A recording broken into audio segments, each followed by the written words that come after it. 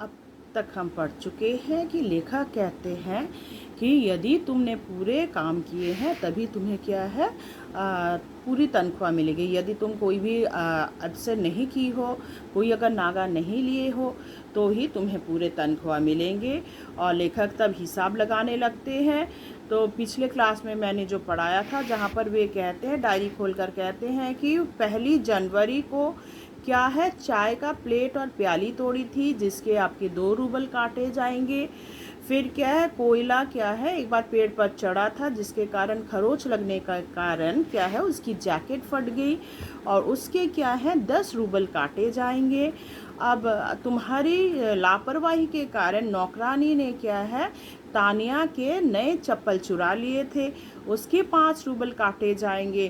तो ये सुनकर क्या है वह स्तंभित खड़ी रह जाती है पर कोई प्रतिवाद नहीं करती। इसके अलावा वे ये भी कहते हैं कि मैंने क्या है तुम्हें 10 रूबल क्या है तुम्हें दिए थे पिछले महीने। तो तब वह कहती है कि नहीं, मैं आपने मुझे कोई भी रूबल नहीं दिए। तब वे कहते हैं मैं क्या डायरी खोल कर दिखाऊं, देखो मैंने सब कुछ क्या है, मैं सब कुछ डायरी पर नोट कर कर रखता हूँ। तब वह कहती है नहीं, आपको डायरी दिखाने की ज़रूरत नहीं है। हिसाब से कहते हैं कि तुम्हें कितने हैं 14 रूबल ही मिलेंगे। तब वह कहती है कि आपसे मैंने कोई रूबल नहीं लिया था, आपने मुझे कोई रूबल नहीं दिया, बल्कि मालकिन ने क्या है मुझे 3 रूबल दिए थे। तो हम आगे पढ़ेंगे, पेज नंबर 42 खोलिए। उसकी आंखें आंसुओं से भर उठी, उसके पूरे शरीर पर पसीना छलछला आया। जब लेखक कहते मैंने तुम्हें 10 रूबल दिए थे और हिसाब से तुम्हें सिर्फ 14 रूबल ही मिलेंगे, तब वह क्या है पूरा शरीर पसीना पसीना हो गया। उसकी आवाज़ कांपने लगी। वह धीरे से बोली, मुझे अभी तक एक ही बार कुछ पैसे मिले थे, अब तक सिर्फ एक ही बार पैसे मिले थे और वे भी आपकी पत्नी ने दिए थे। किसने दिए थे? आपकी पत्नी ने मुझे कुछ पैसे दिए थे, सिर्फ 3 रूबल। तो पत्नी ने मुझे 3 रूबल दिए थे, ज़्यादा नहीं।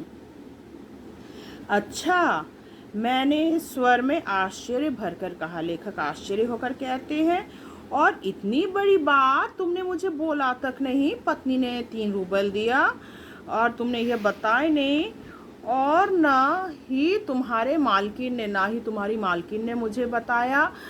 देखो, हो जाता ना अनर्थ, तो क्या है अनर्थ हो जाता। खैर, मैं इसे भी डायरी में नोट कर लेता हूँ। तो क्या है, मैं इसे भी क्या है डायरी में नोट कर लेता हूँ। हाँ, तो 14 से 3 और घटा लो, तो क्या है 3 और घटा दो। इस तरह तुम्हारे बचते हैं 11 रूबल। तो इस हिसाब से कितने रूबल तुम्हारे बचते हैं? सिर्फ 11 रूबल बचते हैं।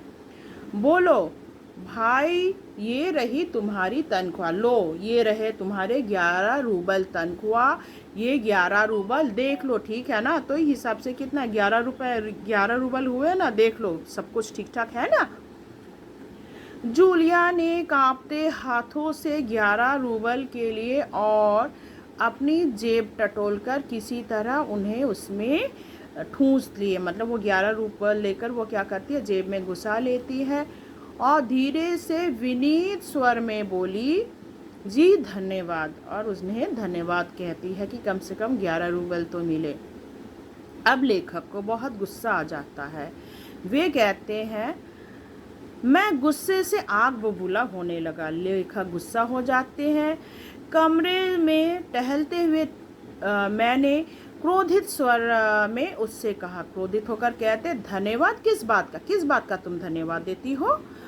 आपने मुझे पैसे दिए, इसके लिए धन्यवाद। तो वह कहती है, आपने मुझे पैसे दिए उसीलिए मैं क्या हूँ, आपको धन्यवाद दे रही हूँ। अब मुझसे रहा नहीं गया। लेखक से लगभग चिल्लाते हुए कहा, तुम मुझे धन्यवाद दे रही हो जबकि तुम अच्छी तरह जानती हो कि मैंने तुम्हें ठग लिया है, तुम्हें धोखा दिया है, तुम्हारे पैसे हड़प कर तुम्हारे साथ अन्याय किया है। इसके बावजूद तुम मुझे धन्यवाद दे रही हो। लेखक कहते, तुम्हारे साथ अन्याय किया, इसके बावजूद तुम मुझे धन्यवाद दे रही हो, ये तो बिल्कुल उचित नहीं है। जी हाँ।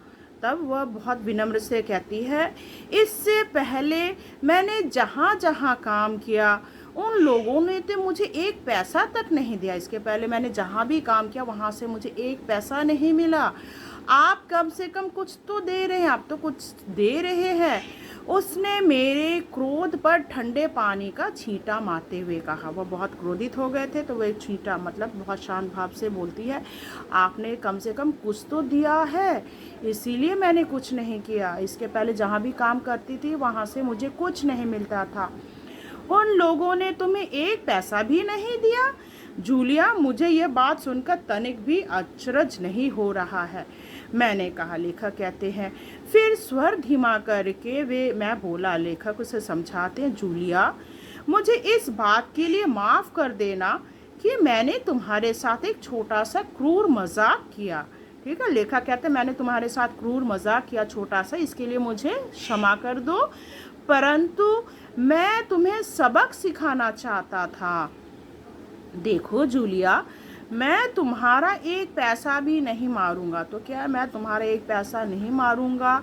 देखो, यह तुम्हारे 80 रूबल रखे हैं, मैं तुम्हारे एक भी पैसा हड़पने वाला नहीं हूँ। तुम्हारे जो 80 रूबल है वो मैंने अलग से रखा हुआ है, मैं अभी इन्हें तुम्हें दूंगा, लेकिन उससे पहले मैं तुमसे कुछ पूछना चाहूँगा। तो मैं तुमसे कुछ पूछना चाहता हूँ, जूलिया, क्या ज़रूरी है कि इंसान भला कहलाए जाने के लिए इतना धब्बू, भीरू और बोदा बन जाए कि उसके साथ जो अन्याय हो रहा है उसका विरोध तक ना करे? तो क्या ये ज़रूरी है कि कोई अन्याय करे और उसका तुम विरोध ना करो? बस चुपचाप सारी ज़्यादतियाँ सहती रहो। जितना अन्याय हो रहा है तुम्हारे साथ तुम उसको सहती जा रही हो, यह तो बिल्कुल ठीक नहीं है। नहीं जूलिया, नहीं, तो इस प्रकार तुम चुप रहने से नहीं होगा। इस तरह खामोश यदि रहोगे तो कोई काम नहीं चलेगा। दुनिया जो है तुमसे काम करवा लेगी और तुम्हें लूटते रहेंगे, पर तुम्हें क्या है, कुछ पैसा नहीं मिलेगा। अपने अस्तित्व को बनाए रखने के लिए, तो लेखक कहते हैं, अपना अस्तित्व बनाए रखने के लिए क्या है, तुम्हें कठोर बनना है, तुम्हें निर्दय बनना है, निर्भय होकर क्या है, हृदयहीन संसार से लड़ना होगा। तुम्हें क्या करना है, तुम कठोर बनना है, और ये जो संसार है बहुत ही हृदयहीन है, इसके साथ लड़ना होगा। अपने दांतों और पंजों के साथ लड़ना होगा, पूरी ताकत के साथ, तुम्हें पूरी ताकत के साथ लड़ना होगा। मत भूलो जूलिया कि इस संसार में धब्बू और भीरू लोगों के लिए कोई जगह नहीं है। तो इस संसार में जो लोग धब्बू है, भीरू है, उनके लिए इस संसार में कोई जगह नहीं है। तो आशा करती हूँ आपको यह कहानी समझ में आया होगा। तो लेखक क्या इस कहानी के माध्यम से यही समझाना चाहते हैं कि इंसान यदि भीरू बनकर रहते हैं तो क्या है, लोग उसका फ़ायदा उठाते हैं। हमें हमेशा अन्याय का प्रतिवाद करना चाहिए। आशा करती हूँ ये जो पाठ है अन्याय के विरोध में आपको समझ में आया होगा। इससे संबंधित जो प्रश्नोत्तर है वो मैं आपको PDF के माध्यम से भेज दूँगी। धन्यवाद।